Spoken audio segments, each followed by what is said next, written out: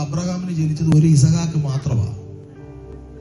ഇസഹാക്കിൽ നിന്ന് ഒരു യാക്കോബും ഒരു ഏശാവും വന്നു. അത്രേ ഉള്ളൂ. ഒരു ജാതിയൊന്നും ആയില്ല. ഇതൊന്നും അബ്രഹാം കണ്ടില്ല.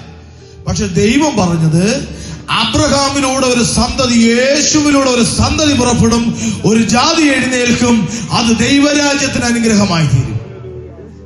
അതാ നീ നിന്റെ മക്കളുടെ മക്കളെ കാണുമെന്ന് പറഞ്ഞാൽ ഹല്ലേലൂയ.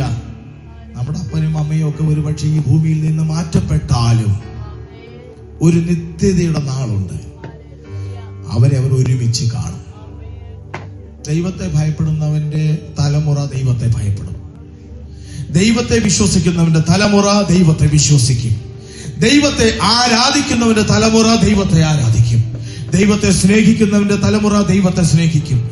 നീ എങ്ങനെയാണോ ദൈവസന്നിധിയിൽ ജീവിച്ചു കാണിക്കുന്നത്, നിന്റെ തലമുറ ഫോളോ ചെയ്യും എന്ന് പറഞ്ഞാൽ നിത്യതയിൽ നീ കയറുമ്പോൾ നിന്റെ മക്കൾ നിന്നോടൊപ്പം കയറും. കാര്യം ഉയർത്തി കർത്താവിനൊന്ന് നന്ദി പറഞ്ഞേ.